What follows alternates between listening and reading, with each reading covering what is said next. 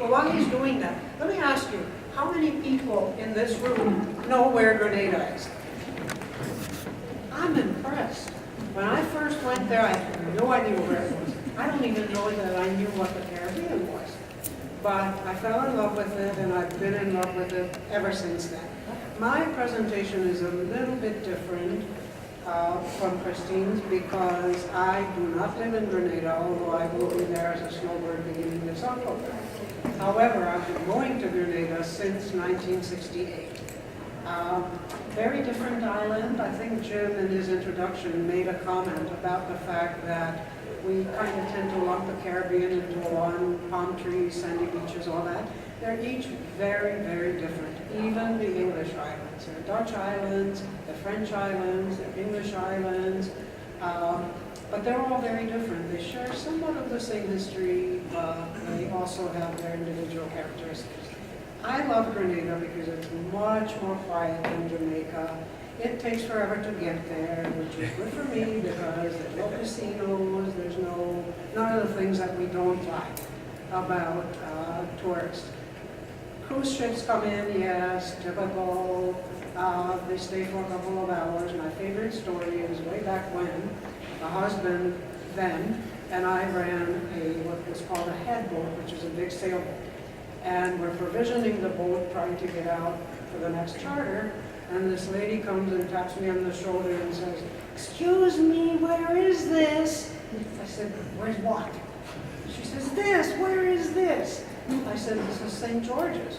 She says, oh, let me go up, and she flips through her boat. So there's that kind of tourist. But increasingly people are coming and investing because the people are lovely, the climate is fabulous, we have very good infrastructure. Now things are slower. So bureaucracy times two, but it does work. Okay, so there's the presentation, that's me. My son was born in Grenada, so we are really, really connected to the island. Next one. Okay, I'm just going to, Grenada, as you can see, has a very, very, very long history. People tend to think the islands just sort of came out of the ocean and were full-fledged vacation spots. Grenada was discovered by Columbus in 1498. Now, you can read all those things. I'm not going to tell you what all they are, just to say that it's been there a long time and the history is continuous and it's very, very interesting. The French and the English tossed the island back and forth like a football for many, many years. Eventually, the English took it over in the late 18th century. It became a crown colony. They progressed from that towards independence. The 1950s, there was a very strong labor movement started in the Dutch islands in the oil fields, and that spread to some of the other islands. Grenada then became its own independent nation in 1974. So when I was there the first time, it was not in a country. Okay, so unfortunately, a hurricane did hit, but that was the only one in the last 75 years. So hurricanes tend to go to the north. It's very rare that we get hit by a hurricane there. Obviously, Grenada, like many of the other islands, was built on sugar and slavery. But slavery in Grenada was different from what we know in our history lessons. The laws were based on the Spanish slave laws, which were much, much more liberal. Slaves were able to buy their freedom, so early on you had a lot of freed men who lived on the island. The culture is what makes the island so wonderful. African, obviously, from the slave era. French, because French had the islands for many years. Many of the names are still Grenada and Grenada, which comes from the French. The English who eventually took over. After the end of slavery, the complete end of it in 1832, there was a shortage of labor. So at about the late 1840s or 1850s, there was a famine in India, and indentured laborers were brought, hence the Indian influence, and that's very strong in the cuisine of the island. It's a colorful melting pot. It's got everything. There's never been any racial tension on the island, primarily because the color of your face makes no difference in Grenada. Where you come from, who you are, makes a huge difference. So if you're black, you need to know what tribe you came from. If you know that, then you go to the head of the class. If you're white, then my best friend there happens to be Canadian, born and raised in whatever. If I tell a person it's Shirley Hooper, they say, who was she? And if I respond, she's a Galeen. I am. That place is sort of the Galeen family is a very, very old family. So it's a slightly different social structure, very free, very friendly, very nice. Now, there's a very high percentage of ownership. When I first went there in 1968, the houses that I was shown, to my American eyes, were, oh my God, wooden shacks. Well, maybe they were wooden shacks, but they sat on a piece of land that was owned by the owner, and they served a purpose, and when the wood was no longer serviceable, got tossed out of the valley, and a new wood went down.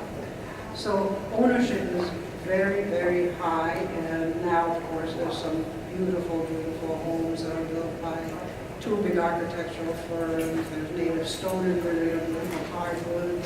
So, a lot of people. Now, the real estate industry in Grenada is very much in its infancy. If you want to buy something, you do one of two things. Find somebody who knows somebody who knows somebody, or there's one very, very good, very professional real estate outfit to whom I owe a lot for some of this stuff. No exclusive listing, of course. Whoever sells, sells. But we're inching towards that model now. So people do invest. A huge boom was the development of the University of the West Indies. It used to be called the medical school. All that history, most of you know about what happened with the invasion and all that. But now it's a full-fledged, fully accredited university with a phenomenal campus. So the influx of the instructors, the students, families, whoever, increased prices. In that particular end of the island, the southern end, real estate is very expensive. Beautiful and very expensive. The east coast of the island is completely different. It's very rugged. There's a highway that goes up, there's no beaches, it's rocky. Many of the old plantation houses are there because they didn't want any of the pirates to come in there. Okay. Christine already said, why go to Grenada, why go to Jamaica? Pretty much the same reason. It's probably about maybe 82 right now, 83. Temperature is pretty constant throughout the year. It varies by maybe 8 or 9 degrees. Up in the hills, it's a little bit cooler. In December, January, you may not wear a jacket, but it's constant trade winds. It's beautiful. You can buy land in Grenada. The laws changed once the university came. When I bought my piece of land, I had to put it in my son's name, who was a native Canadian, because I wasn't. Never mind that at that point he was 8 years old. But, so that has now changed so that foreigners are able to own land. When I'm done talking, I'm going to give you handouts. Unfortunately, I don't have enough for everybody, but that answers all the questions. How to invest, what to do, what's the paperwork, what's the financing, and all of that. It would take me too long to go with that. Grenada is oceans and mountains, basically. So oceans, a lot of people prefer living on the ocean. It's beautiful, it's wonderful. I don't like it because it doesn't get as much rain. You have sandflies, which will eat you alive. The views are spectacular, true, but I prefer the mountains. It's cooler, it's pristine, it's beautiful. There are now lots of nature tours. The interior of the island is pretty much the way it was 300-400 years ago. But now there's trails, there's professional trail guides that will take you up there, a spectacular waterfall. The beauty is just really breathtaking. And those are some typical structures in Grenada. They go anywhere from 200,000 US in the mountains to over 1 million along the coast. But lots of choices. unlike Jamaica, there's not a lot of properties. You can also rent. The rentals are fairly reasonable. So investing is one way to enjoy the island. The other is come and visit. Maybe you'll stay, maybe you'll like it well enough to invest, but at least come and visit. It's not your typical tourist destination, and I think that's good news. The history is rich, the architecture is beautiful, the nature you can't beat. So come and visit. I'll be there as of October. My door will be open.